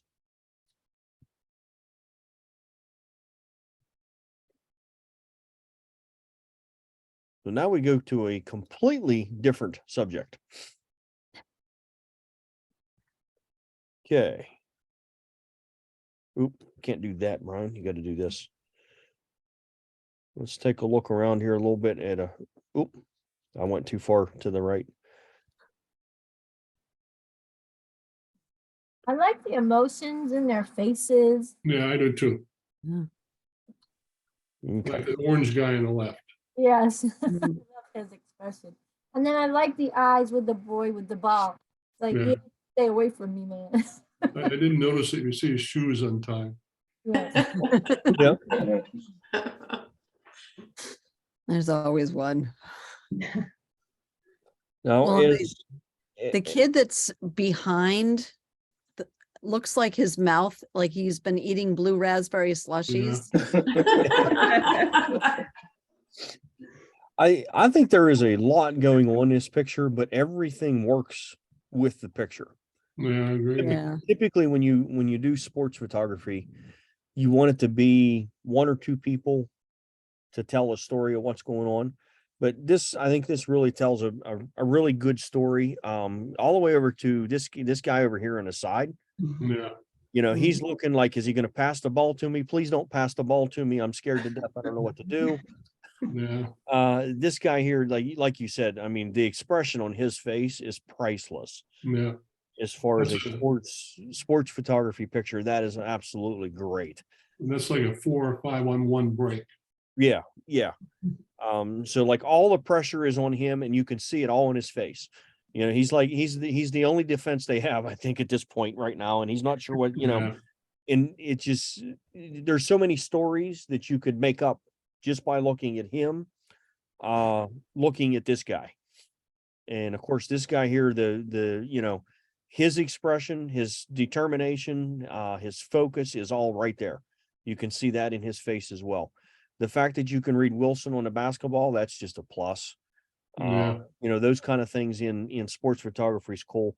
And, you know, like Dennis pointed out, his shoes are untied, but man, look at the sharpness in his foot, sharpness in his shorts, his shirt, you know, really, really good focus on somebody that's running in a gymnasium. Well, hey, Brian, I wanted to ask Suzanne, that is a remarkable job that you froze the action indoor, and it doesn't look like it's a noisy photo. Do you recall what your settings were on the camera for this? Oh dear. I think probably like around maybe 1/500 for the shutter speed. Maybe f3.5, and I had it on auto ISO. What was it? Do you recall? Yeah, I probably ended up being 1200, 1600, Oh, I'm something like surprised it that. wasn't even higher. Yeah, some of them weren't too bad, depending on where they were under the light, but it was kind of a ragtag group there, and I do think it was their first game, so it was funny, the whole game was kind of fun. So, but I like this one because I just felt it showed a lot of, like you said, emotion and movement. Another thing that I like about it is all the players in the front have their knees bent. All the ones in the back are kicking backwards. Yeah, Oh, Yeah. that's a nice observation. Here's a question. It's a great advertisement for Wilson. If Suzanne wants to sell this photo to the Wilson company, can she do so without getting permission from the kids and their parents? No, Okay. So can she post this on Facebook or any other social media? If the game was open to the public, yes. yeah. Okay. Why can't she sell it out of curiosity? Why can't she sell it to Wilson? Because then it becomes a commercial photograph, and for commercial photography, you have to have model releases. Okay. All right. Well, Wilson would have required releases, I assume. Yeah, they will. Yeah, they will. They will. And like I said, if you put this up for sale to Wilson, then it becomes commercial photography, and commercial photography in Wilson and everything is going to require the releases of this guy, this guy, this guy, this guy, and this guy. You would have to have a release from every one of those. This one over here, not so much. And of course, the guy back here, you can't see him. And also there's another one here. If you see, there's a foot here. So there's another person behind there. You wouldn't need releases there because they're not distinguishable. identifiable. Yeah, you can't distinguish them to say who they are. The rest of them, if you can distinguish who they are, you have to have a release for them for commercial photography. Okay. Let's say that Suzanne prints this and posts it in a gallery and it's sold. Does she still have to get permission from the parents? No, because it's not commercial photography. So that's not commercial. No, Correct. though It's she's not selling it. selling a product. it's not Okay. selling a product. It's not selling it for advertisement. It's selling a print that she took. That's different than selling it for use for other people, kind of thing, or use as a promotional item. It's a great shot for Wilson, that's for sure. Yeah. I have a side question. A side question. Yeah. Does Reddit carry the metadata for images somewhere in there? It just occurred to me when you were talking about the exposure. Yeah, I don't know if if Reddit does like Facebook and it strips that information or not. Okay, just a thought.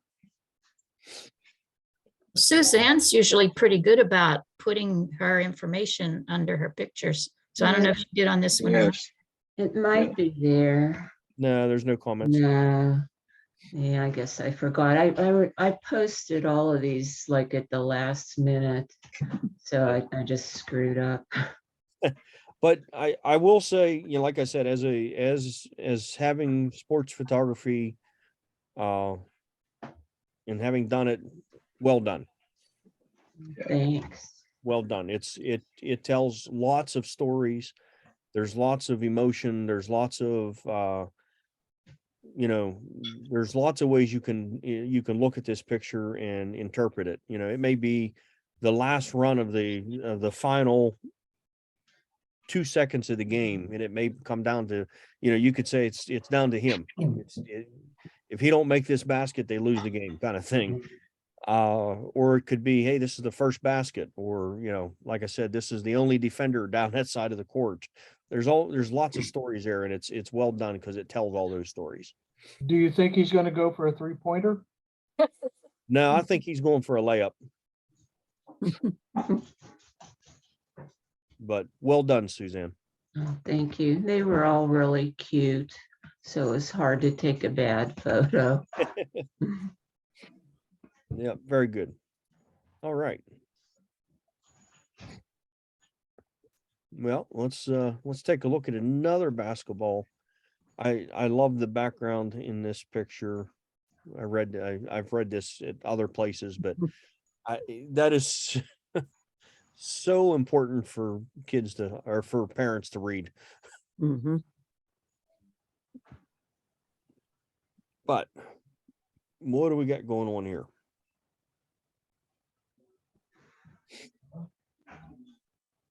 The guy in the back reading his phone. Yeah. Yeah, that's the coach. With his man bun. That's the coach watching a basketball game now on his phone. Instead Yeah, I of mean, in front of him. it's really not the greatest shot, I know. Can I tell you what I like about that shot? If you look at the third line down, it says, "My coach is a volunteer." I was about to say the same thing. As you can well tell. Let's look at this from another sports photography thing. It's a great shot. I would like to have seen, this guy's face a little bit more in focus because the focus caught here. Yeah, But this guy agree. here, he's like, you can tell a story from his face. He's nervous about what's going on. I think, he's paying attention, trying to make sure if the ball gets knocked out, he's paying attention to where it's at. This guy here is in complete concentration on this guy's arm. You're not taking a ball from me, is his thoughts. And this guy here, of course, he's like, yeah, I'm taking it. I'm taking a ball. I don't care if I have to take you to the ground, it's mine, kind of thing. I really like that. I like the three people telling a story there. And then, of course, your sign and your coach watching he's watching the Steelers instead of the basketball game. It's a picture that tells a story, and that's what we look for, especially in sports photography. What's the story? What's going on? Because you don't have we don't know what the score is. We don't know what's going on. So what is the story? The story is the battle between these two guys, this guy and this guy. And this guy being there to help his teammate out, that's the story. Suzanne, why did you choose black and white for this one and not the other one?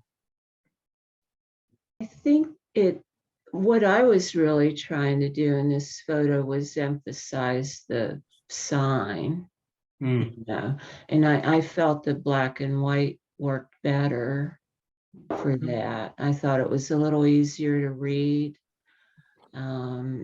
I mean, I liked the action too, although I agree with Brian. I wish I would have got the front kid, that's Donovan, more in focus. I think it would have worked better, but I was glad that the sign in the back was in focus. And I thought by showing a little bit of the action there, but the main point of the photo was what the message is in the sign.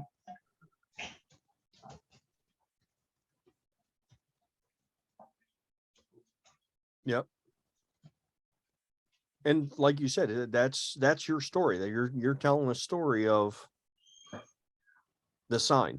And the sign tells you, why. It's a shame that sign has to be posted at a kid's basketball game, is how I look at that. It tells me the story of they had to post that because parents weren't doing what they were supposed to be doing, which is they're cheering their kids on. I like this sign.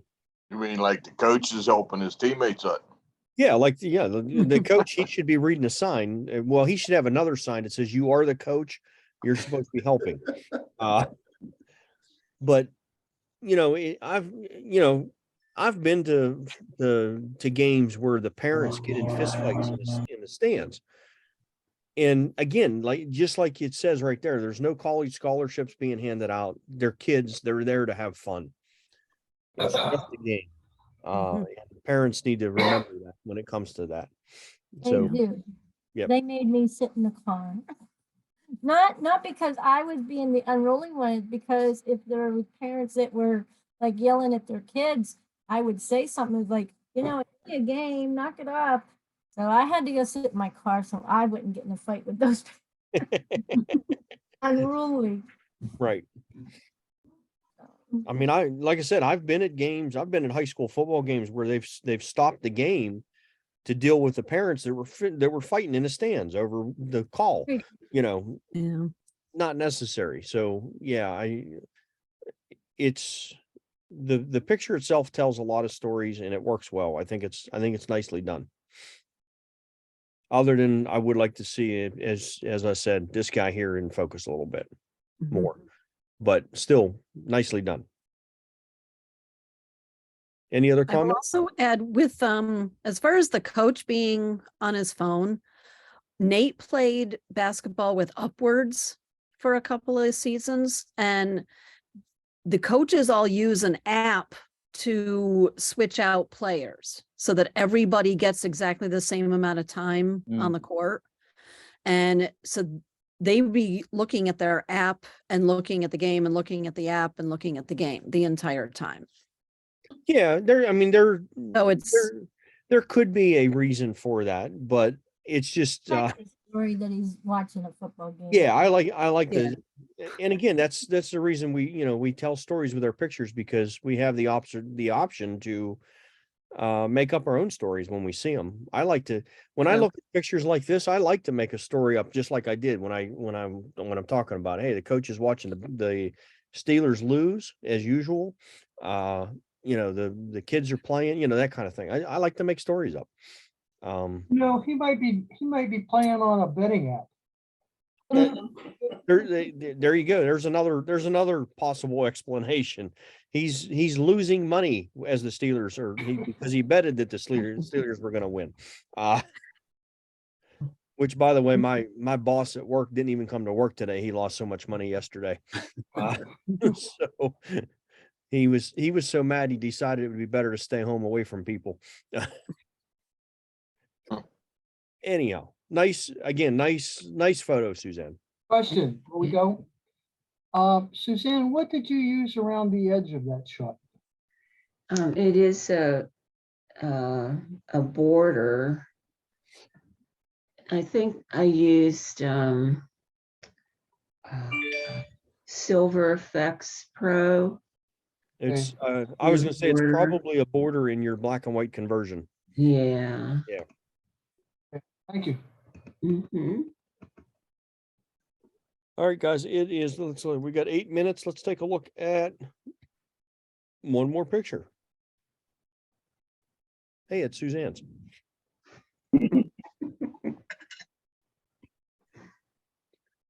Now, you in that photo, Yeah. Suzanne? Huh? Am I in the there? photo. Yeah, I'm the dummy in the red swimsuit there. Oh, okay.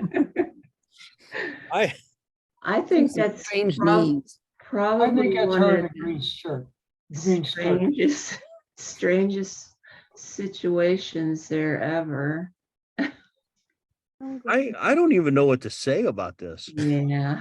I'm very intrigued and confused at the same time.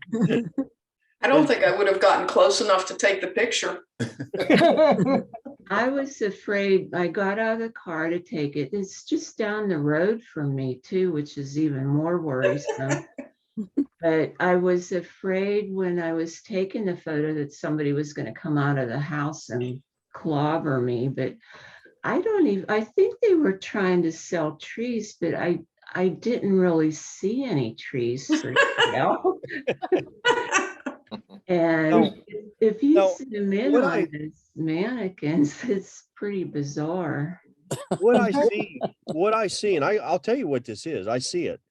It's it's a takeoff of National Lampoon's Christmas Vacation. Oh. So alright. if we look at the individual characters in National Lampoon's Christmas Vacation with Chevy Chase, the neighbors wore this outfit, That's right. left-hand side. Right. There was in one of them, I can't remember which one, but there was the swimming pool. Or that was Right. the first one as well, because he wanted to make a swimming pool. Right. He was There's the fantasizing. swimming pool. Yeah. There's the Why is his Cousin face Eddie's dog. Slobbering There's dog. the sign is to the right of the mailbox. It says it. Right. Yeah. Okay, there it is. Yeah, Yeah. Lampoon's lit up loonies. Perfect. Here's Griswold with the sled that he did down the hill. Remember he handed the kid the ball of lights and said to untangle him. And of course that was his wife there. And this was the boss and his wife Right. that Cousin Eddie brought back. Remember he went and kidnapped them and brought him back to so that's what's going on. It's a Yeah. takeoff of National Lampoon. That's unique. That's It's very nice. very unique. Yes, Good- it's good very spot. interesting. Good spot. Yep. Wow, I have a lot more respect for my neighbor. Yeah. That's- Suzanne, they're not schizophrenic, that's for sure. Yeah, that makes more sense now. It's very strange. I'm not saying it's not strange, but that's that's what I'm seeing out of there, and that's interesting at least. What is that green on the dog's face? Got rabies. No. Remember the Yeah, it dog looks was like the dog was rabies. always slobbering and all kind of Slobbering. stuff. Yep. Yeah. Oh, gee. And he Oh, also, I believe the dog also got into the cake or something, if I remember correctly. Oh, that's really funny. It's been Yeah, I a didn't long time since I realize saw that. 214. It got bad when like they light it up for more dramatic effect. I would say that they do. If you look in the grass at each one of those, there's Yeah. lights. Yeah. So interesting. Yeah. Interesting, confusing, slightly scary. But Now, interesting. there was a subject that was so powerful. The subject is so powerful, which is one of the image elements here on this list, that nobody was thinking about exposure or technical or depth of field or shutter speed or anything. They were totally taken in by your subject matter. You found a subject matter that captured everybody. And that's really good. Yeah. That's a 10. That's a 10. That's a 10. Nice going, Suzanne. Very good. Thanks. I like Well, it. Nicely done. I'll have to thank my neighbors. Yeah, won't you have lunch with him or her? Right. Yeah, I just laughed, after I shot that. I said, this has to be one of the strangest photos I've ever taken. Yep. Well done. Well done. Thank you. I like it. Interesting. All right. We're at 8:58. I guess we can call it an evening there. We'll come back to some of these guys in here. There's several more pictures in there we need to take a look at. And we're gonna do that. We're gonna come back and take a look at those. So Some of those we've gone over, yeah, I was just looking at that. Some of these I think we did. We looked at looked at the leaf. Leaf. we looked at the leaf, and I think we looked at this we looked at that At bulb. that one. Yeah. So we'll come back to these and catch these at the next time that we're critiquing. But thank you for your comments this evening. Let me end my share here. Okay. Thanks for your comments. Thanks for your participation. Very much what I wanted to see out of a critique. So much better than we've been doing. What's that license plate you're holding up there, Rex? Yeah, I only did that because I thought that my picture, this image that I'm looking at myself, was reversed. Oh, okay. And I just wanted to hold that. There was no reason for it other than making sure I'm looking at looking at me the way you're seeing this face. Okay. It's a horrible face. You think you're more handsome that way? Just less twisted. But again, great participation, great meeting, guys. Very nice critique. Next month, our meeting's going to be the post-processing workflow. Right now I got, two of us that are going to talk about their workflow.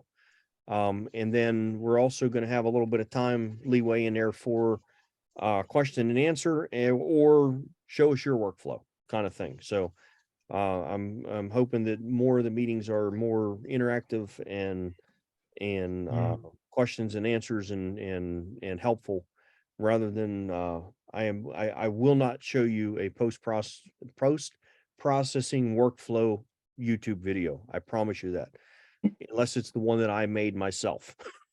But no, we're not going to do it that way. So, next thing up on the schedule, I think at this point is probably the FIPS photo walk that happens before the SWIG meeting.